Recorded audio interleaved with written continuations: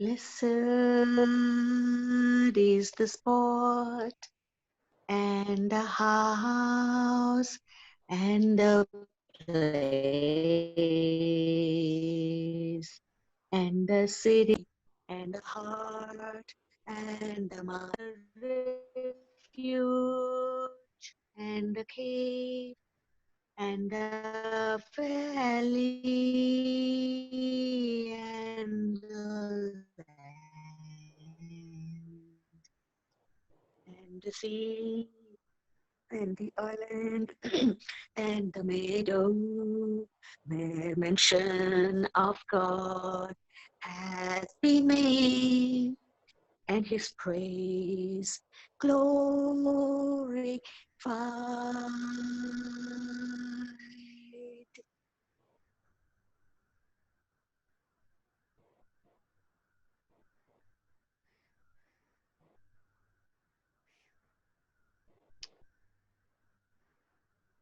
Thank you, Sudabe. Would you like to say a short prayer?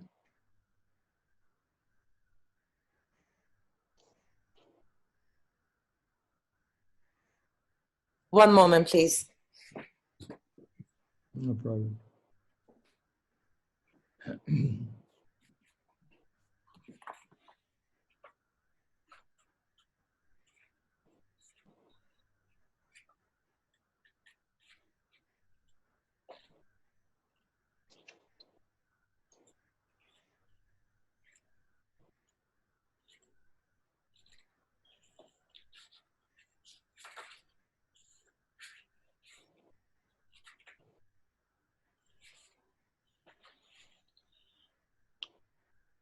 In the love I bear to thee, O my Lord, my heart longeth for thee, with a longing such as no heart hath known. Here am I, with my body between thy hands, and my spirit before thy face. Do with them as it may please thee, for the exaltations of thy word, and the revelation of what hath been enshrined within the treasuries of thy knowledge. Potent art thou to do what thou willest, and able to obtain what thou pleasest. Baha'u'llah.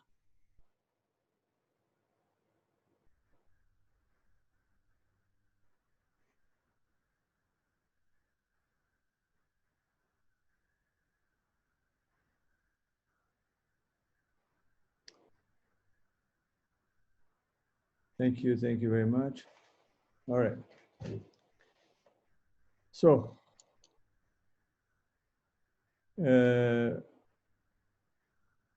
we said last time that we would try to conclude this these three Zooms on Mr. Dr. Muhajir, and because it's the perfect example of what teaching is about.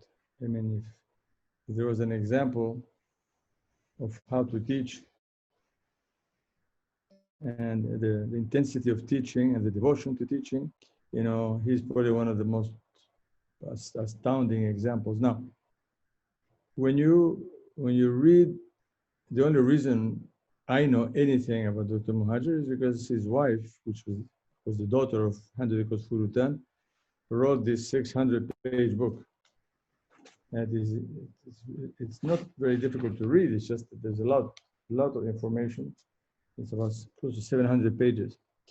Now, if it weren't for her writing this, of course, I don't know how many of us would know anything about his life. So I guess writing is so important, and writing journals is important, researching is important.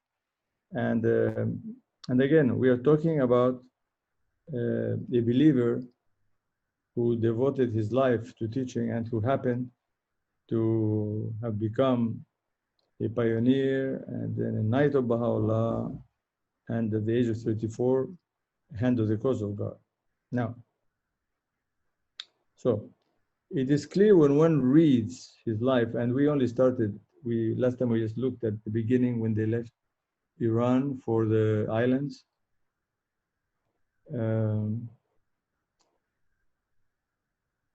And then we describe the life in those islands before the persecution in Indonesia.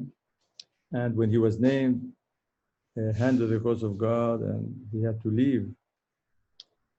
Those were the early years.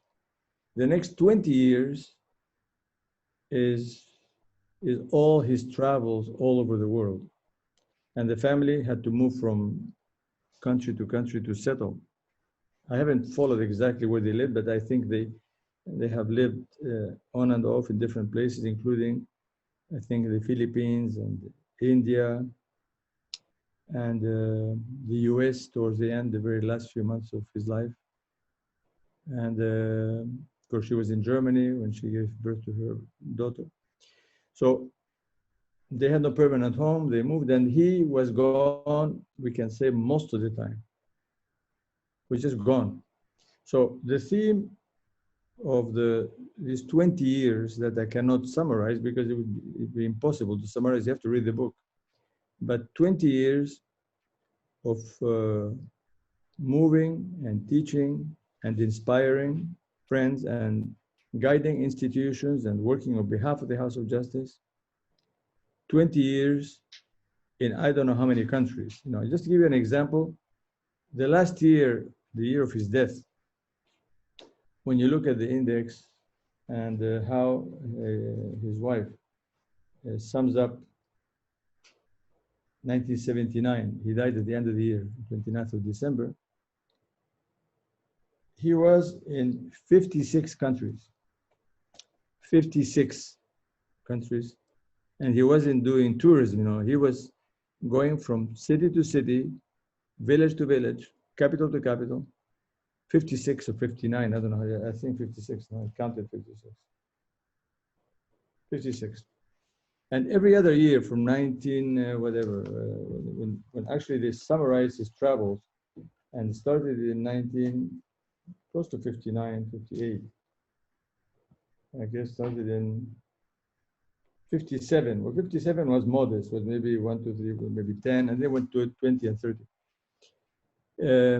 He basically, you cannot summarize his teaching, but basically he was like the father of mass teaching, mass teaching in Asia, in Africa, and in South America. Now, I'm going to give an example of just few days, what he did few days in 1979, a month before he passed away, when he arrived in Brazil. And that was the last visit to Brazil, because he passed away a month later. And he had left his wife, I think, in the US, and I think went to the Caribbean, but then he went to South America and went all the way to Chile, Brazil. And then he was in Ecuador. He passed away in Quito, in Ecuador. But let me just give an example of just a sample of how busy he was when he landed the 27th of November, and I think he stayed maybe, I don't know, 4 or 5 days. Let me just read to you, because it's really interesting.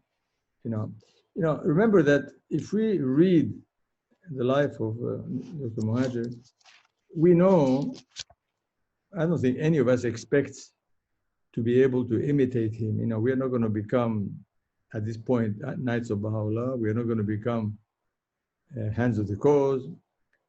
We might become pioneers. We are not going to visit probably 57 countries per year. We are not going to consult with all the institutions in all these countries. That's not our responsibility. We're not supposed to do that. So what are we gaining? What are we learning from him? So there's different things we can learn from him. One is what his ideas about teaching, especially teaching the masses and teaching the indigenous peoples, at least in those years, in the 60s and 70s, because the world has changed now. But so it's teaching, mass teaching, the approach to teaching and direct teaching. How does one do that? his devotion to the faith and his, his, his, his, his intense praying for hours on a daily basis, which I don't think we don't often do that. A lot of details about his practical things and suggestions he made over the years that had influence in this world, that we'll mention some of them. And the fact that he was just exhausted. And he mentioned that towards the end of his life, in all the last year of his life, he's just totally exhausted. And we give you examples of that. And because we have statements of people that witnessed and saw him and wrote about it, and his wife in collecting for the book got all these comments and descriptions of the kinds of things that he did when he was in the countries. We will be able to look at intimate things of his life that are really exciting. So I guess we can learn a lot about teaching, a lot about being persistent, a lot about devotion to the faith, developing a prayerful attitude.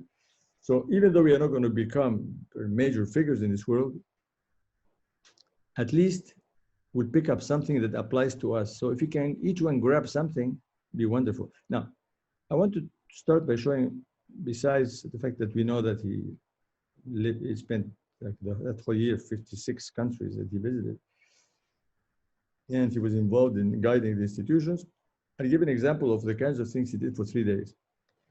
Now, this is written by Razi Abbasian, who was in November of 79 in Brazil. He says, the hand of the cause, accompanied by Councillor Raúl Pavón, because he was very close to Raúl Pavón and very close to Mr. Arbab, who just passed away in Colombia. This is we are in Brazil. Accompanied by Councillor Raúl Pavón and Auxiliary Board member Sergio Couto, arrived in Vitoria from Ilheus on 27th November. He went directly to see the Hazrat al-Quds. Directly, he just arrived, landed, gone. Hazrat al-Quds, and then came to our house. As I was a member of the National Teaching Committee and the National Assembly, he immediately started questioning me about the condition of mass teaching in Brazil. So not only he goes directly someplace, he immediately asked. He doesn't go have coffee, discuss, watch a movie, sing, no. Immediately he asked about the state of mass teaching. He had a very simple dinner. Again, that's one of the features of Mr. Furutan Muhajir. He eats simple. Nowhere in this book do we see him eating anything except cheese and bread. I think he may have had olives, plus whatever indigenous food he had to eat to share with the friends. You know, he just had to be with people. Simple dinner, and met with the teaching committee till late at night. So it doesn't stop at 5, at 6, late at night, the first time he arrives in that city. It was the eve of the ascension of Abdul Baha, and the friends started to arrive for the meeting. He rested for a few minutes, not few hours, few minutes, and joined the 50 friends who had gathered for the meeting. He talked to them and prayers were said. We had thought that some friends would want to leave early. However, none of them left. He stayed with the friends until the tablet of visitation was recited and left to rest at 2 a.m. On the 29th, the whole day was spent consulting with the National Teaching Committee, and the plan was devised for mass conversion in 10 provinces of Brazil. That's why he travels, to just move everybody to do things. He had to leave for Belo Horizonte on the 29th. He spent the whole morning of that day with the teaching committee. 1 hour before his departure for the airport, he called me and said, Razi, come on, you're going to Belo Horizonte with me. Despite my utter astonishment, I immediately packed and we left together. He said he had about 5 hours of rest on the first night. The next 2 nights, he complained of severe headaches and pain in the veins of his neck. We all attributed to his tiredness. That whole year, anyway we read that year, he was really suffering. But he didn't stop. He just never stopped. In Belo Horizonte, we stayed at Mr. Iftikhari's home. He explained to the friends till late at night the plans that had been devised by the National Teaching Committee. The next day, he was taken to a university where about 30 students had gathered to hear him. He spoke to them about the faith in a very simple and direct manner, then divided the Baha'is into groups and told them to talk to the non-Baha'is about all aspects of the teachings. The students were very happy. There were 2 more meetings in the university on the same day. That night, he was with the friends for several hours, consulting about the teaching activities in that area. I was exhausted and could not keep awake, he says. Dr. Muhajir did not show any tiredness and continued till after midnight. The next day, we left for Rio de Janeiro. He had been up since very early in the morning. He said that on the days he had to travel, he would wake up early and would not be able to rest. He rested for a few hours in Rio and then met with the National Assembly. Detailed plans were formulated, and the year 1980, he didn't know he was not going to be there, 1980, was designated as the year of mass conversion in Brazil. We left the next day for Sao Paulo and arrived at the Baha'i Center before noon. He was with the Baha'is till late afternoon. He explained the plan, and funds were donated for teaching trips, many volunteering to give their time. Anyway, I'm just reading this to show you that's just 3-4 days. And to me, it sounds like he was doing this all the time for 20 years. That's why he died early. That's how the Guardian died early. It's just pure exhaustion. And throughout everything I've read for this Zoom, you come up with this exhaustion on the part of, but he was a source of inspiration for everybody. Now, let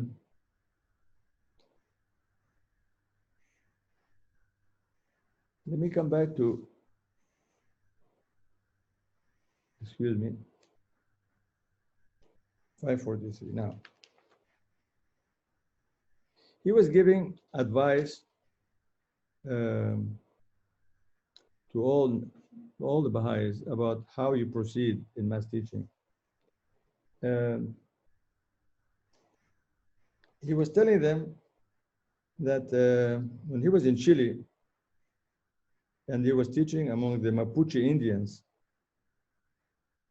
was hoping that nothing would happen that would stop the teaching. He was very afraid that Baha'is would not follow his advice and sort of teach in a simple way and accept the indigenous people the way they were and not be too rigid and not impose things and let them just love Baha'u'llah. Because his idea was that when you do mass teaching to convert hundreds and thousands, you basically don't look at the first generation. You figure you have to wait 15, 20 years for the next one.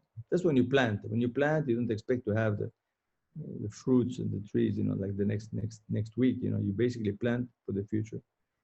So he was trying to teach people how to be direct and simple and love the people. And he addressed himself often to the pioneers because he figured pioneers, that's what they should be doing, to be able to help the believers so that they would carry the message to their own people. So he was teaching among the Mapuche Indians. He says this phenomenon of mass teaching must be extended by means of more support, and its significance must be explained to all the believers. The faith is undergoing a natural growing process, and if we do not hinder it, it will reach unimaginable heights and garner unbelievable triumph.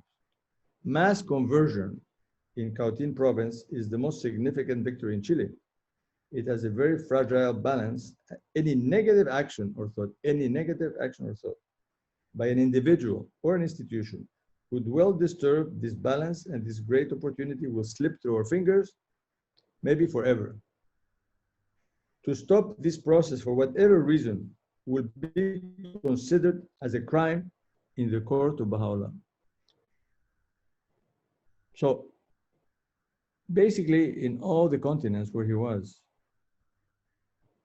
he had to set in motion this process and mobilize people. I mean, mobilize everybody, institutions. They all went along, basically.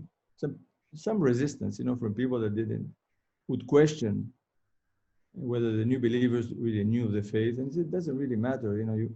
You don't you just accept them as Baha'is. Once they believe in Baha'u'llah, that's all you care about. You can't expect people to know all the Baha'i books and all the tablets and the Kitab Aqdas. You can't, if you had to go through this kind of examination for people to become believers, you'll have no believers in this world. So basically, all you need is attachment to Baha'u'llah, believe that Baha'u'llah is God's messenger for today. That's enough, that's it. And you focus on him. Now you have to sort of probably say some prayers and get to know some of the teachings, but you can't know everything. So you can't make comments, negative ones, and say, wow, what do they know, and so on and so forth, because you'll destroy it, because he's trying to, in everything he says, whether it's in India, in South America, in Africa, you're talking about reaching hundreds and thousands. Now, remember that process that has started years later, like whatever, 40 years later, the House of Justice had made sure that it has become a new system for deepening and actually teaching the believers through the Ruhi Institute. That's the whole point. The point is that before you had no systematic way of making sure that people had a book in their hands or that they would follow a course. And so you had to rely on tribal teachers and pioneers and all that, and distribute a lot of material. Now it's more systematic. Now people know that you have to go through the book. It doesn't mean that you have to, all Baha'is have to do it. It just means that the world needs it. And that is the way, this is the post Dr. Muhajir. That's the inheritance. And Dr. Muhajir knew and loved Ruhi, and he was the one that probably helped. Started with Dr. Arbab. Dr. Arbab probably started it, and he encouraged it. And he said that one day the Ruhi will become a university. And everything is going to become universities. I mean, the whole point of these courses is that one day we're going to go through detailed courses that will explain things much better, because not everybody has access to all the Baha'i books in existence, and not everybody has the internet to be able to access all the Baha'i literature. Now, excuse me, I have to go back and forth here. You have to bear with me. One of the things that he inspired many things, one of the things that he inspired was this radio program for Ecuador. People didn't believe in it, and he believed that there should be a radio program that will have a major impact on the community, but not just a one way. You have to also be able to go and see the people that are listening to the program. So this radio program that finally started, I don't know what year it was, but he pushed that. Just as he encouraged the Ruhi Institute in this radio program, he also is the one that asked Mr. Fatih Azam, was pioneering in India, to write the New Garden. New Garden came because of him, because he talked to him and asked him to write the book. That book has been used in India, and even in Africa, we use it all the time, and we rely on that book to teach people. So not only that, he even encouraged the Temple of India. The Temple of India was designed by Mr. Sahba because Dr. Muhajir asked him to submit a plan for it. And he said, no, I can't because he's too young. I cannot. So I asked him a second time, no, I don't know. And finally, third time, he finally managed to actually submit a plan, architectural plan, and that was the one that was selected. So behind a lot of initiatives, Dr. Muhajir was really making things happen in the world. He was saying that he would actually ask his sister to raise funds or give funds to build across India institutes, and would donate sort of vehicles, transportation, and he knew that money needed to be given, and full-time Baha'is should be used to be able to go into these regions. So he was just always mastering and planning these things with institutions, and he just kept doing it on and on for 20 years. So he says that this two-way communication, this radio business, two-way communication is necessary. In India, in the attempt to help farmers, they discovered that one-way communication, radio only, was useless. First, they put up loudspeakers in the villages. Second, they printed magazines based on the radio programs. And third, they employed special people to go into the field to explain the radio programs. Your aim should be 200,000 Baha'is. You can reach 200,000 Baha'is with radio, but only if you have other means can you make them Baha'is. All right.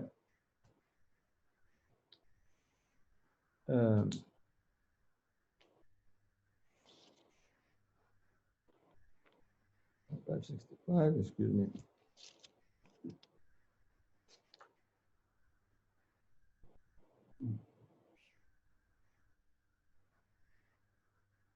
He says the National Assembly decided, this is back in Ecuador, I think. The National Assembly decided not to have teachers supported by the fund. He wasn't very happy about it. This matter distressed Rahmat greatly, and he asked them to refer to the instructions of the Guardian and the Universal House of Justice to see that full-time teachers were essential. As he traveled around the world, he realized that many assemblies had dispensed with the concept of fund-supported traveling teachers. He heartily believed that mass teaching would suffer unless there were individuals who were able to devote all their time to teaching and deepening.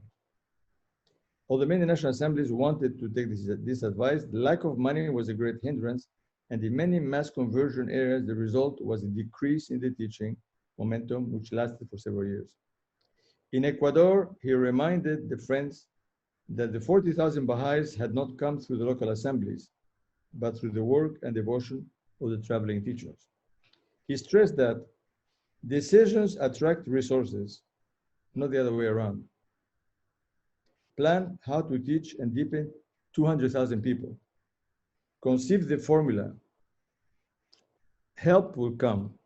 Visualize them. Without vision, you will go nowhere. We need to have a large renewal of mass conversion. I believe that every person is receptive and the ways are easy. A lot of prayer, a lot of literature, and a lot of person-to-person teaching and the radio. Don't look at your own power. Look at the power behind you. The pioneers should know the goals. They should be resourceful and be able to do everything. Write articles, print them, organize and accompany some traveling teacher project. Think that all the responsibility is theirs. They should be in every area, not in one only. High schools, towns, villages. Every Saturday and Sunday, they should go somewhere. At midnight, they should be writing. At 4 a.m., saying prayers. This is the way, 24 hours a day, even when sleeping, dream what to do.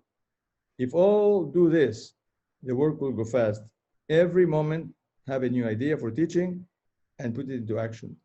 Every moment, have a new idea for teaching and put it into action. Okay.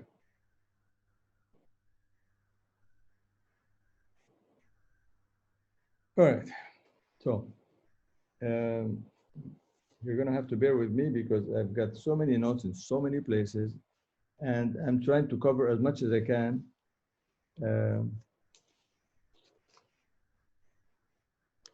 I'm sticking with mass teaching, but I will eventually touch other points.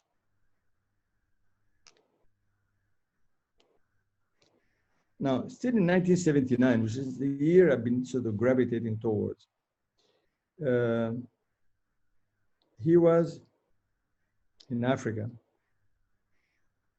and he was with Dr. Faramarz Etihadiya. Look what he said to him. He says, again, this is the year he passed away. He says, Dr. Muhajir cabled me to go to West Africa to teach for a few months. That's what he used to do, ask people to do things. He asked people to go to pioneer South America. I mean, he would just ask them to do things. That's what he did. So he asked this Dr. Faramarz Etihadiya to go to West Africa. We were supposed to meet in Senegal. By the time I arrived, he had left. So I continued my travels. But on arrival in Cameroon, I was ill and I had to go to hospital. The next day, Dr. Muhajir arrived at my bedside, made me dress and leave the hospital. After a few days, we went to Togo. I was refused entry, but the customs officer allowed Dr. Muhajir to enter, saying that as he was Irish, there was no problem. Dr. Muhajir insisted that he was Iranian but the man just waved him in.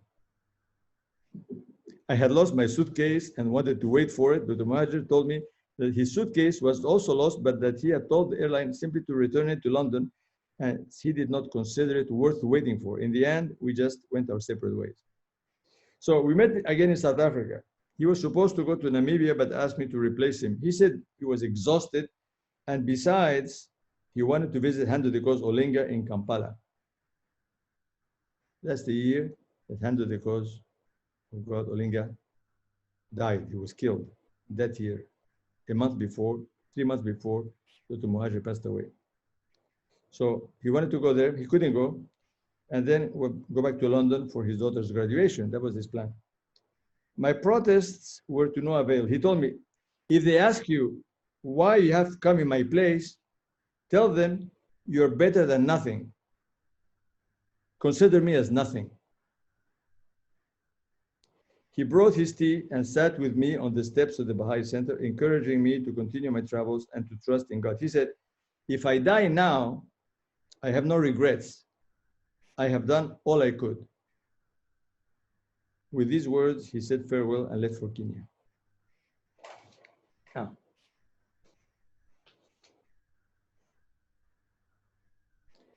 so he tried to go see Mr. Olinga. This is an amazing kind of find this. Where's Olinga?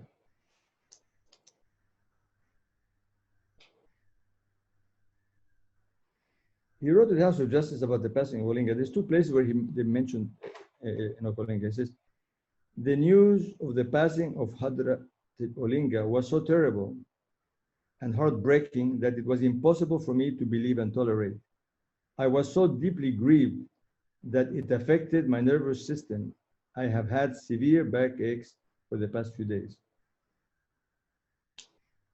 So then he says, I then reminded myself that Olinga was a peerless Baha'i teacher who had achieved incomparable conquest, and now his noble soul was consorting with the upper concourse.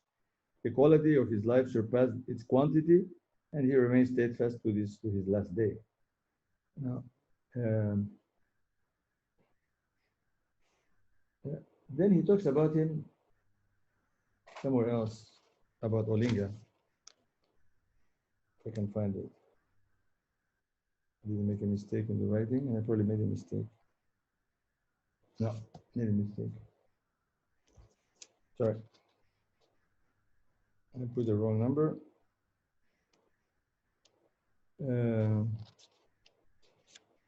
Sorry, I have to find it later on.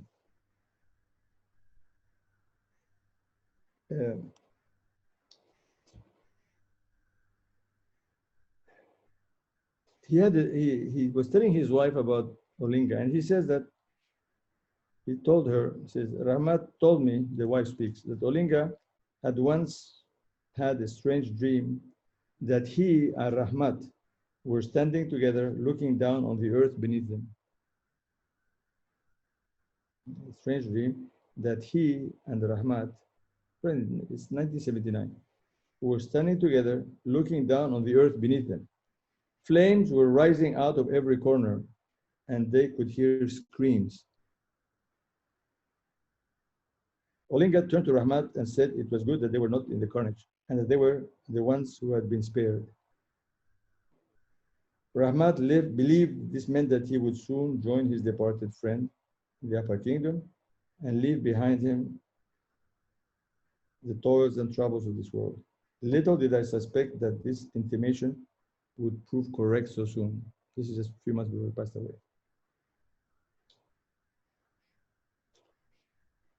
Now, let me tell you an incident that happened in London that is really kind of very, very cute. I will modify the story a little bit. I will modify the story for you. I'll be sort of camouflaging something here. But anyway, there's this couple that was in London. They were pilgrims, right? And they were in Shoki Effendi's resting place, and they were trying to go to the Holy Land. And so they told the story.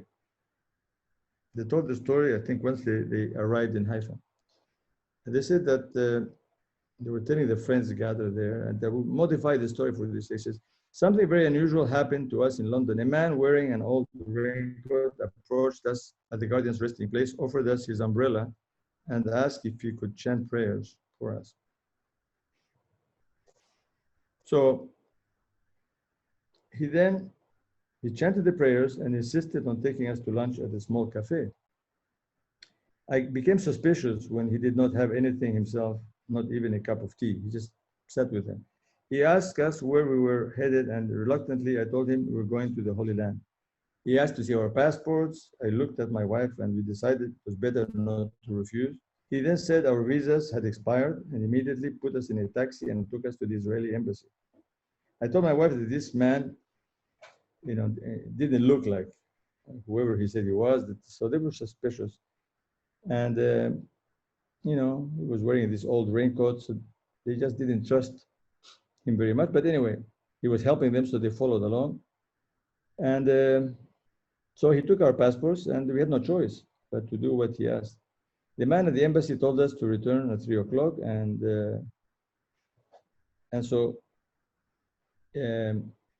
he said, okay, so can I rest in your room for a few hours till we wait? And so they trusted him, said, yeah, sure, you can rest. So as he had our passports, we consented. I pretended to go in for cigarettes and peered through the crack of the door to see what he was doing. He says he was really resting, sitting on a chair, leaning his head against the wall, fast asleep. After an hour, I woke him up and asked if he could go out with us and help my wife buy a pair of shoes. But he said that the shoes she had were fine. So he took me to the embassy, gave me our passports, and then insisted on taking me to the airport, us to the airport. I told my wife that we had to be very careful and find out what he wanted, but at the airport, he just said goodbye and left us. He might have wanted some information which he could not get from us. So that story was related by Hand of the Coast Faizi, who asked, when he was told, he asked the gentleman, says, did this person say the prayers correctly? He says they chanted the Tablet of Ahmad from memory and had a reasonable, good voice. Mr. Faizi then asked, have you by any chance heard of Dr. Muhajir? Mr. Faizi wrote, this hit him like a bolt of lightning. The man removed his hat, hit himself on the head, and wept profusely. Now, what I skipped, I didn't want to tell you because it's more fun if I don't tell you, is that the man introduced himself when he saw them as Dr. Rahmat. And so they had no idea who Dr. Rahmat was. He didn't say Muhajir, he didn't say who he was. And so when he found out that it was the Hand of the Coast, Mr.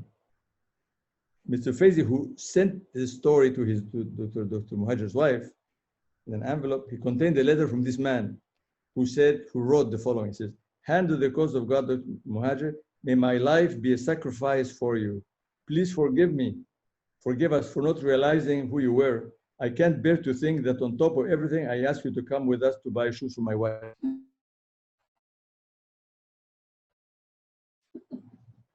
Oh God. See, that's how simple he was. That's amazing. That's such a nice story, Dad. I love it. That's how simple he was. Now, Dr. Muhajir traveled. I mean, besides the fact that he ate almost nothing except cheese, and he carried a small suitcase. And a friend in Africa remembers, says, his easygoing manner and simplicity put everyone at ease. Very often he helped in preparation of food for the friends.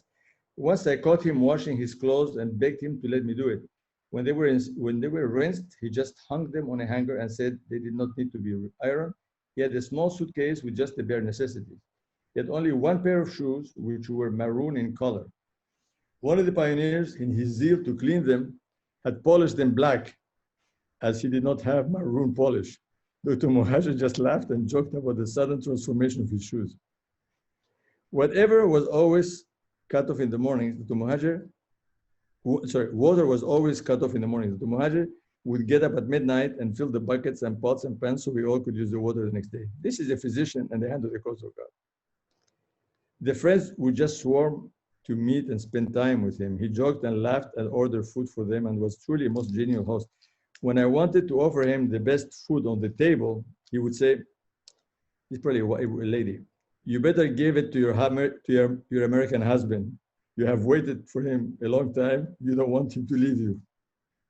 So I would translate his jokes and we all had a merry and happy time. Now, you know, his health was not great. You know, he was diabetic and he refused his wife to tell people about it. He says he never thought about his own welfare and never discussed his health.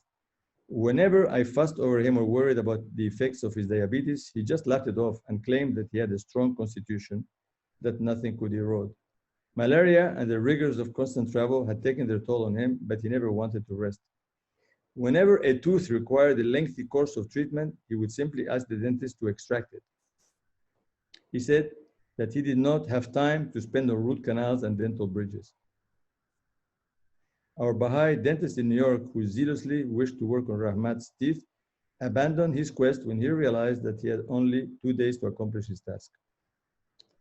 So, now, he was, you know, he was so exhausted. You know, there's 2 incidents when he just missed his family. He had to go. This is one of them.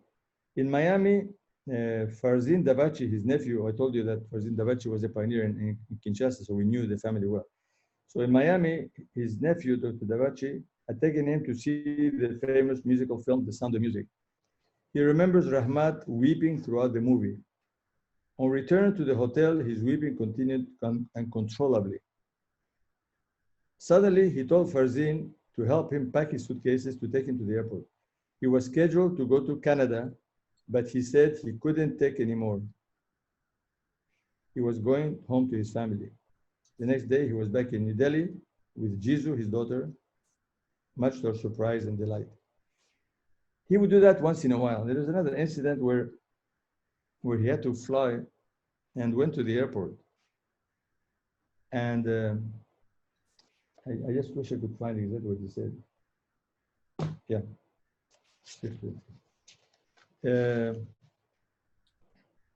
He says, I recall one morning in New Delhi when after spending only 2 weeks at home, that's all he would do, 2 weeks at home. After a long and wearisome journey to Africa, he had to embark on another trip, this time to the Pacific Islands and Australia. His suitcase packed, we said our goodbyes, and he left for the airport. 15 minutes later, the doorbell rang. When I opened the door, Rahmat was leaning against the wall, pale and shaking, with tears in his eyes. I cannot face another airport. Oh my God.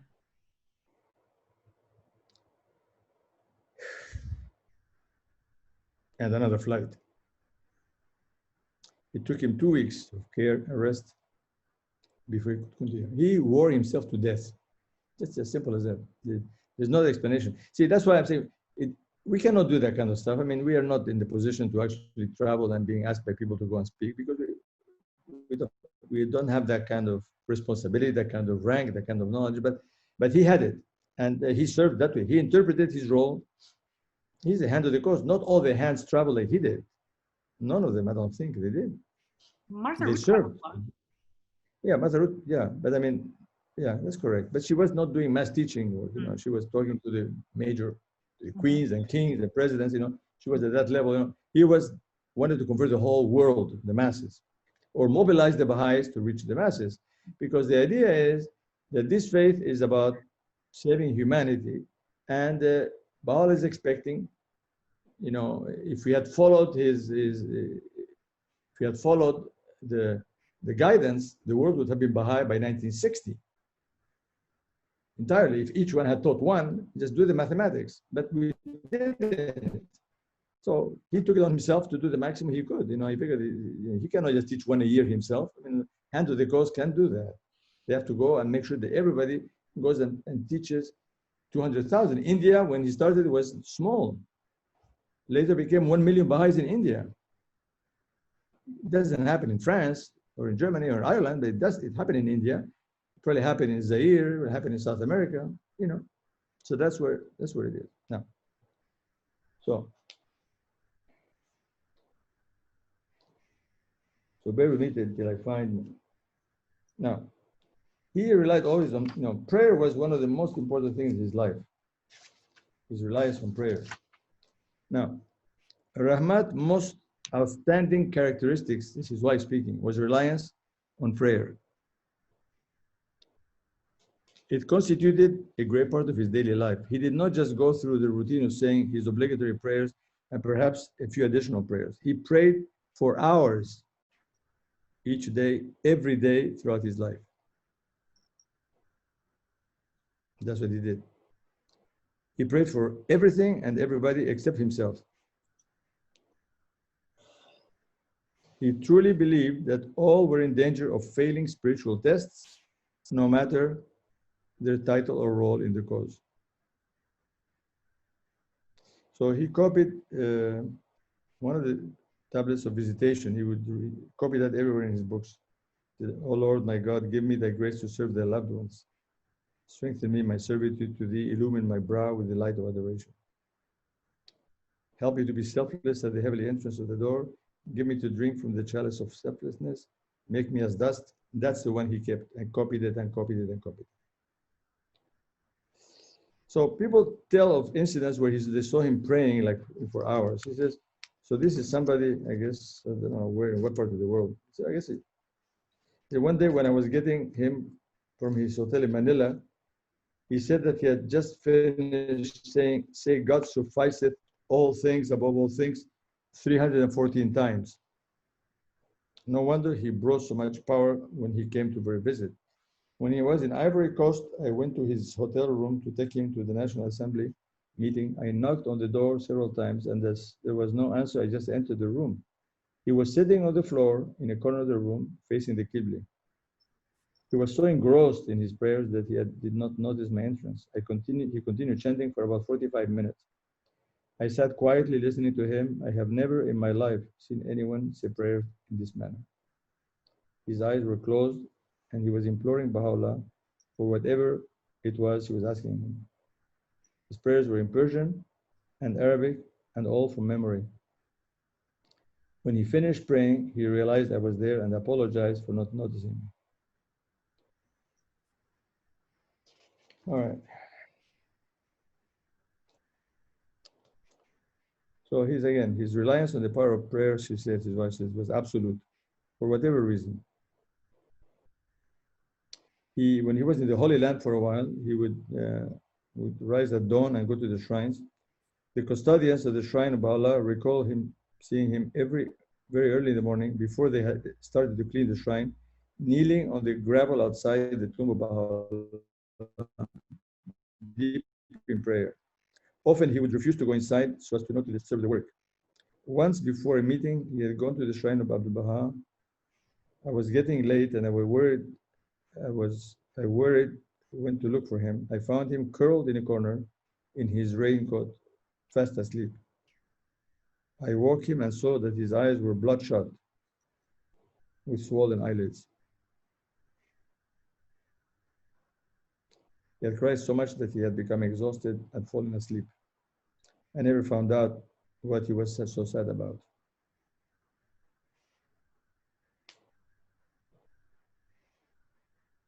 Now,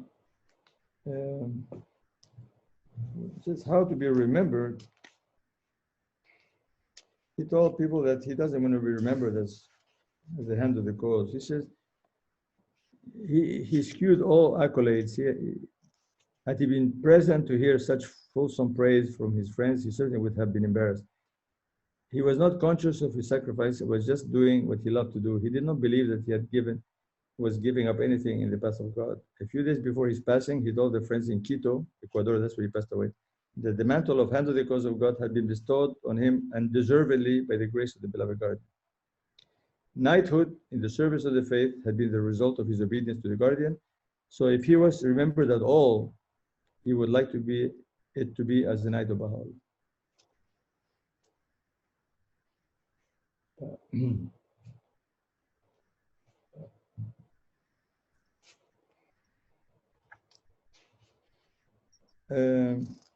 I will skip and go to the end and then backtrack a little bit.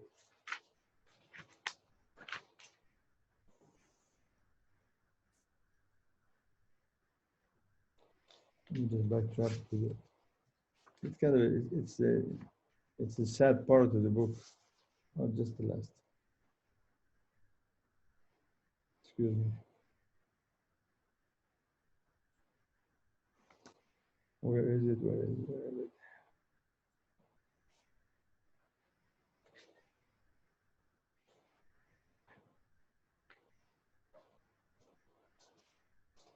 Okay, so I don't like this part very much, but anyway, it concludes the year of extremely fruitful year, and just is exhaustion. So there was a meeting that morning in Ecuador for the pioneers. So he had to speak. So we all went to the Baha'i Center to take part in the meeting of the pioneers. After a short talk, Dr. Muhajir left the room. He left the room. Suddenly, Helen Hornby, I guess, I don't know if she's the one that wrote Lights of Guidance. Anyway, she was in Ecuador. Yes. Suddenly, Helen Hornby entered the room and asked for prayers for the hand of the cause. I rushed out and found him lying down on the caretaker's bed on his side with his head supported by his hand. He told me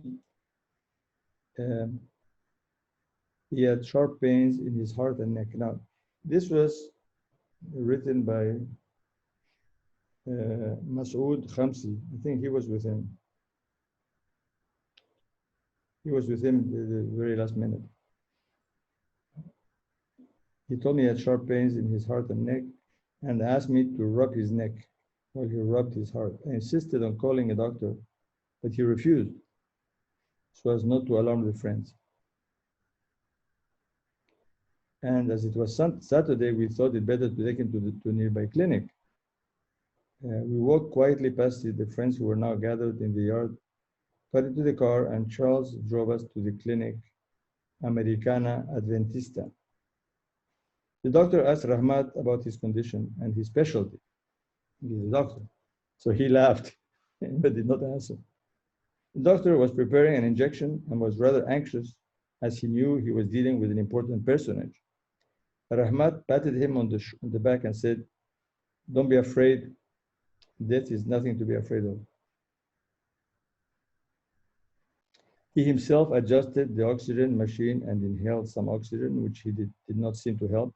His pain was becoming more excruciating, and we sent for a heart specialist. After a few minutes, he turned to me and said, "Masoud Jan, I'm fainting." He repeated, "Ya Baha'u'llah," several times. Those were his last words. He was gone from among us. It was 11:20 a.m. Saturday, 29 December 1979. So you can imagine the shock.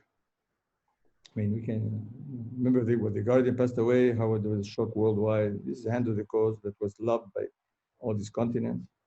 His wife wasn't there, she was in the US. I hadn't seen him for probably weeks or months. So that's his end. What year? 1979. The 3 months after the passing of Olinga. So he outlived the About 50. Guardian by 12 years? Sorry? How many years did he outlive the Guardian by? 22 years? Well, the Guardian died when with it then? 1957? Yeah, 22 years. Yeah, he was appointed just before the Guardian passed away and became a Knight of Baha'i, became hand of the cause at the age of 34, and just as Olinga was named also at the age of 30 something. So what, he died at 56? I think 57, I think. Yeah. So young. Yeah, well, I mean, that happened to Olinga also. My apologies, Mr. Zein. Which country was he in when he passed away? Ecuador, Quito. He's Ecuador. buried in Quito, yeah.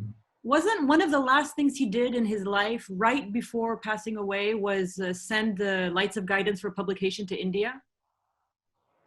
He may have, because remember that his wife, I think, was at the beginning was probably when they started the publishing trust in India, because when they had to decide where to go and after Philippines, I think she chose India because she wanted to be busy. She doesn't talk about it here very much, but I believe she was associated with that, with that publishing trust. So I wouldn't be surprised if he was behind. I remember that. I remember from reading the book that one of the last things he did was he took Helen Hornby's work. I think it was her, right? She's the one who and then loved it so much he expedited it to India. He asked her to do something and she never did, and she was kind of, he pushed her. He asked her to research quotations about radio, and she didn't do it. Like the Sahaba asked him to do plan for the temple, he didn't do it. So he asked like 2-3 times, and every time she finally she put it in the book, you know, because he knew how important radio was for teaching, especially in some areas of the world. Still is. Yeah. So now let me come back to the story of the shoe of another set of shoes to see how he was so practical and so simple in the way he dealt with things.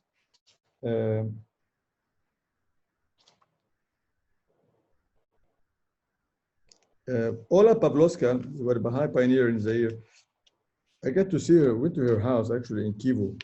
I don't remember much about what we discussed, but she was probably 80 or something by that time. She was living in the east part of Zaire near Rwanda. Ola Pavlovska, yes, pioneer in Zaire. So she said something here about him, it's interesting. She said, everywhere he went, Dr. Muhajir stressed the importance of the education of children. That's the second theme of Dr. Muhajir, mass teaching and children. He asked the friends to raise goats and chickens to establish a special fund for the education of the children. He also had practical ideas in everything. He also asked them to plant fruit trees around their houses and the Baha'i centers, stressing the food value of avocados and papayas. See, that's why we eat here avocados and papayas all the time. Right, Vilita? Yeah. Well, you eat papaya, I don't. Like either. We follow Dr. Muhajir in this aspect. Dr. Muhajir was very practical. Once when he arrived from London and it was very hot and he wanted to buy canvas shoes, after a long search, we found a pair that fitted him, but they were pink. He did not mind at all and was very happy that he could wiggle his toes in them. He was wearing black trousers, a print shirt, and pink shoes. He gave the impression of someone whose body was on this earth, but he gave the impression of somebody whose body was on this earth, but his spirit elsewhere. Wow. During his trips, he had many dreams of the Bab, Baha'u'llah, and Abdul Baha. Wow. It seemed as if he was never alone. His sustenance and strength came from a higher region. He was on this earth, but not of it. Wow. This is Ola Pavlovska that writes, and that's so true. Amazing.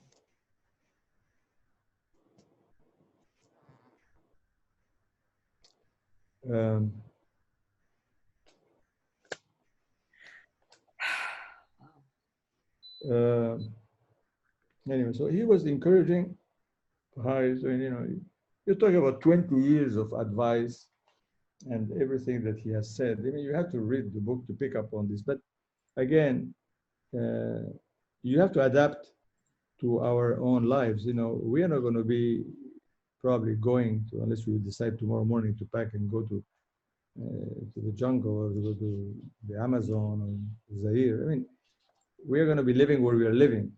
And Baha'is are not expected to all go and do exactly the same thing, because each one has his own, you know, territory. And that's enough. You know, you've got to handle your territory. You do what you can where you are. That's it. But you know, we have to you pick up what we can. You know, I mean, because I've been putting all this. Look, my book is so full of this. Again, I didn't want to put color in my things or photocopy. You see my book? I mean, I get dizzy because I have all the things everywhere, like from the previous talk, the yellows and the greens and the reds. I don't know where to look anymore to tell you, but I figured I start beginning, middle, and finish with his passing, and coming back to my father, who was also an Ayatollah Baha'u'llah, but didn't do any mass teaching. But again, he's not supposed to all do mass teaching. On his death, but my father said that the only thing one remembers when you're dying is Baha'u'llah's words. That's it. Apparently nothing else, like you can't think about your family, or you don't think about if he was an artist, you think about his paintings, or about Egypt, or about, I don't know, he was in Arizona, or he was in California, or his mother. Nothing remains. It's like you're left, I mean, besides what we take with us, you're left with those words, so that when you learn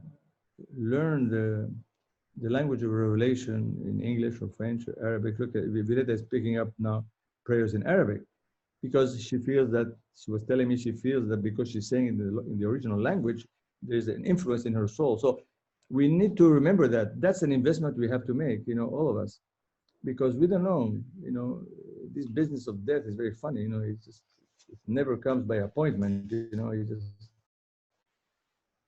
hits you. You can die at 20, at 50, at 100, at 120, but apparently it comes. We don't live like in the Old Testament, 700 years old, although maybe one of us will live to 700 years old, but I mean, it doesn't look like it. So we've got to invest in doing the things that we have to do, and many things we have to do is memorize the writings and the prayers, to have them with us, store with us, and do whatever teaching we can, as Baha'u'llah says, find methods. You choose your methods. There's no one method, because there's methods, and you have to come up with ideas, original ones. And so coming back to my own teaching, because Fariba is the one that wants to always know what I'm doing with my teaching, and I haven't told. Fariba is listening to me. Are you there, Fariba? I'm here. I'm very curious what's happening. Yes. So I haven't done much, Fariba, to disappoint you, but because my guys that I'm teaching, two of them that are teachers and all that, they are picking up bricks and digging and doing, so they're doing so much dirty work. They can't talk about the faith because they're so busy with that. So, but I just talked to one of them, one of the 4 OOs is called Toto. I given him the New Garden to read. And then I just gave him yesterday the prayer book. I figured I said, you haven't seen prayers? He said, no. He says, yes, there was one prayer at the end of the book. So the guy got to the end of the book. I didn't know what he had done. So he was actually show me the end of the book of the prayer. I said, I'm going to go home, I'm going to bring the book. So I gave it to him yesterday. And I had asked him before if you had, what did he, you always hesitate, are you reading? You're afraid they're going to tell you I didn't read it or I gave it away or something. He said, I saw that your name is on the book, because Kamal is one of the months of the year. So he was thrilled to see my name featured in the book, I became very famous all of a sudden. And so yesterday I asked him, he said, I have questions. Can I ask questions now? I said, well, listen, shoot.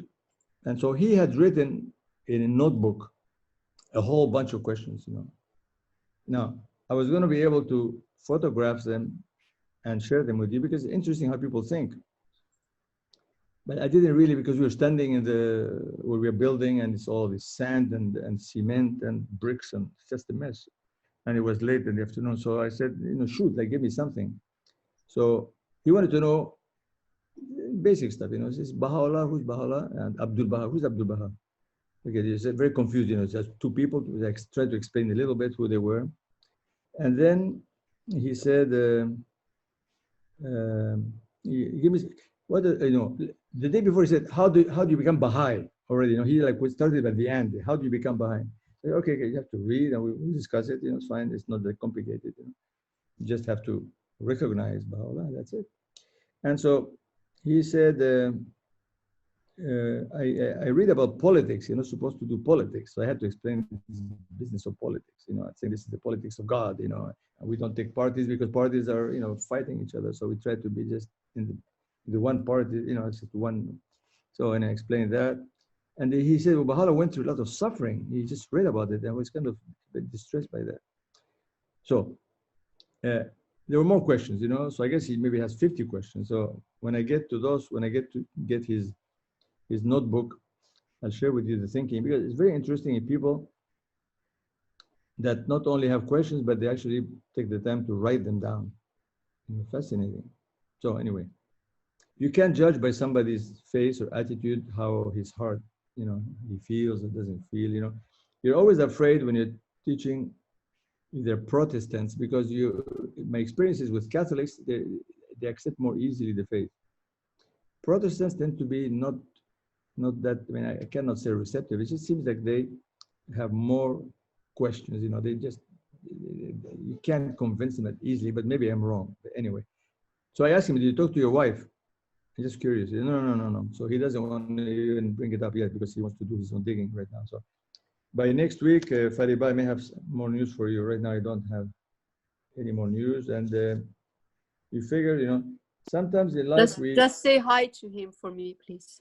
I will. Yeah, he's really wonderful. Again, see, they needed money. See, these are teachers that get paid by the hour during the school year, and we haven't been teaching since March because COVID. So they have gone through with no salary, April, May, June, July, till now. So he came to borrow money from me. He was my teacher, and you know, we didn't have not enough to go around to give to people that are not your employees at the moment. But he was willing to take a tiny loan of nothing. And then when he found out that I needed some labor to build the new school, because we spent 3 months destroying the school, right? We spent 3 months destroying 25 buildings by hand. This is cement buildings by hammers, no machines. And then we had to take all the rubble out, and that was a gift of God to bring us a truck and the bulldozer that came from the mayor's office. Otherwise, we would have been dead. So he worked there, and then now he's working building the new school, because God gave us another piece of land next to the house, which came from heaven because that wasn't supposed to happen. And so he's working there too. So anyway, so he's making a little bit of money, and you have to sustain a family, and we don't pay that much. So I mean, people are really in this place, they really live with nothing. I mean, and these people are working. I'm not talking about the ones that don't have anything. You should have wondered how people live. Sometimes you wonder. You can manage with 50 cents a day or $1 a day. And that's it, you know. They don't say anything. They smile, they're happy, suffer like heck, but they don't say anything. All right. So to Mr. Arbab, it is a point that Handle the Cause of God said that was very interesting. So I'm trying to pick up on stories that would be useful to us. And one of the stories, not even a story, is this. Dr. Arbab loved him very much, and Dr. Muhajir loved him. He says, we learn from his words, his example, and his unique style of thinking about the growth of the faith as he traveled to the towns and villages with us. This is in Colombia. As he addressed the friends in large and small gatherings, as he consulted with the institutions and the teachers, and as he gave advice to individuals among us. He once heard me say no to someone's suggestions.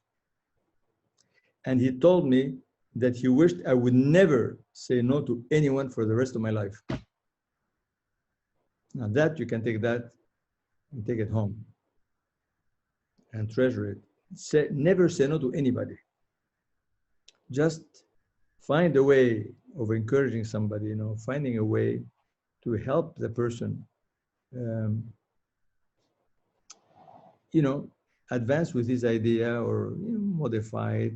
But just because we are saying no is so dry, that's like shutting the door in front of somebody, you know.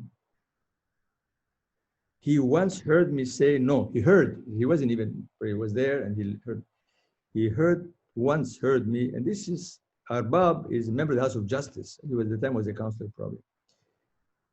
Once heard me say no to someone's suggestion. I get up, oh, I think we should. And told me that he wished I would never say no to anyone for the rest of my life.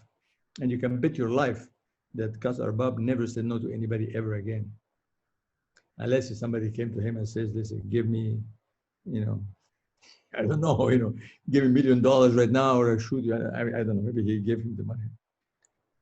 Okay.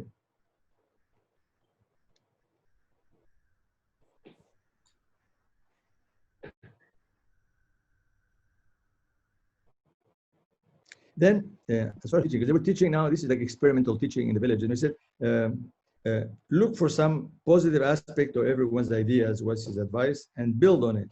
That way you will never again have to say no. Once he asked Mr. Habib al-Rizvani and me to take him to a village and said that he wished to watch me while I taught. He was not fluent in Spanish, but he listened carefully as I explained the message to a shopkeeper. Afterwards, he sat with me and analyzed how, at certain points in my presentation, I had clearly touched the heart of the seeker, and at which points my words had not had the desired effect. Now, that's another major point. The same person teaching, you can have a time when what you're doing is touching and you understand. At times you're losing the person. So that's why this whole business is so personal. It's so wonderful because we have to do it. See, it's an obligation to teach. How you do it, whether you mumble or you don't mumble, you sing, you do it in whatever language, you do it standing up in the bus station, sitting with somebody, doesn't matter what. The thing is, it's you and the person, one-on-one. I mean, forget about group teaching and mass teaching, it's one-on-one. And it's like you have a major responsibility to make sure that that person, that you hope that God made him receptive. Because we say he's receptive, but how on earth is he receptive? God made him receptive. I mean, he may not be the one that is receptive. Maybe that one that God didn't make him. Because one of the prayers says that God, he guides whom he willeth. He guides, I don't know the exact words, but he guideth whom he willeth to the most great ocean. He guides you to the ocean. I mean, you don't have to get into the ocean, but he guides you there. And then whoever he wants, he makes him accept. Because you can go to the ocean and look at it and turn back. So, wow, that's great ocean. I love that ocean, man. You're lucky to be next to the ocean. He doesn't care about the ocean. He doesn't want to dive in it. He doesn't want to swim in it.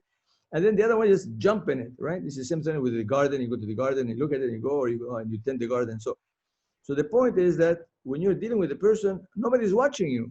Yeah, and God is watching you, but God is not going to necessarily come down and hit you in the head if you say the wrong words. I mean, obviously, he's watching you.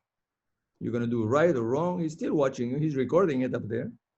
And so that's where you can do anything you want.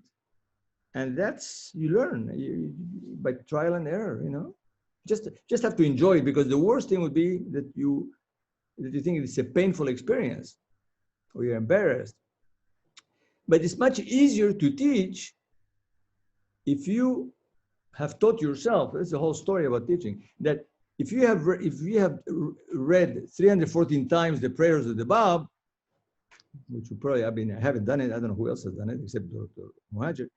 If you be reading the writings every day and you've got a lot of quotations and you're spending your head in the writings, in spite of, you can be a doctor or a psychologist or musician, in the rest of the time when you're not eating and sleeping and you're you're learning, it is easy to speak because you've got something to say. But if you do nothing, in front of that guy that may be receptive, if you're lucky to be in front, you're going to say nothing because you have nothing to say. You might just say, oh, I'm a Baha'i. Oh, well, Baha'i, great. Well, I'm Jewish. Oh, great. Well, we love Jewish people. Oh, good. Bye. And that's the end of it. That's not teaching. That's just, you just drop the name. Okay, better to drop a name than not drop anything. So we are the drivers. It's our life. We drive. Each one has his own style. Styles differ, But we have to teach. And Bahar, when he says, he means it. When he says, if you don't teach, you don't get blessings. So you can't argue with God. You can't say, oh God, I know, but listen, Dr. Muhajir has taught a lot, all these people are good teachers. I'm just lousy teacher. I'm not going to teach. I'm a Bahar. I'm going to go to feast. I'm going to get to the fund, I love believers. I'm in Zoom. I do all this stuff. Yeah, good. But the point is that that's not the point. The point is that there's an obligation. Ruhiyya Khanum says it's responsibility. And you have to find ways. And so you have to make it fun. You have to make it enjoyable. And you have to just come up with a way of making it enjoyable, because there's no recipe. I am no expert in teaching, but I just make it. I'm afraid, I don't want to go to the other world and be blamed. You have to be like Dr. Muhajir. He says, if I go now, I have no regrets. Why? Because for the 20 years, he was roaming the world. I mean, nobody mentioned the faith more than he's ever done in his life. Nobody. I don't know. Maybe somebody that I may not know. So, but we can be like him. So we cannot do like that. We can do something else, and we've got to do it. We got to do it. So I hope that having gone through in this clumsy way that I've gone through this book and the life of Dr. Muhajir, some of us have picked up something that we'll remember, that we can apply. Because if we don't apply this, it'd be too sad. Now, it's 5 minutes. We've been talking for an hour and a half. So it's okay. It's not too long. It's not too short. I don't know if I have anything. If anybody has anything to say, please do. I may have forgotten to say something. Go ahead. Anybody wants to speak?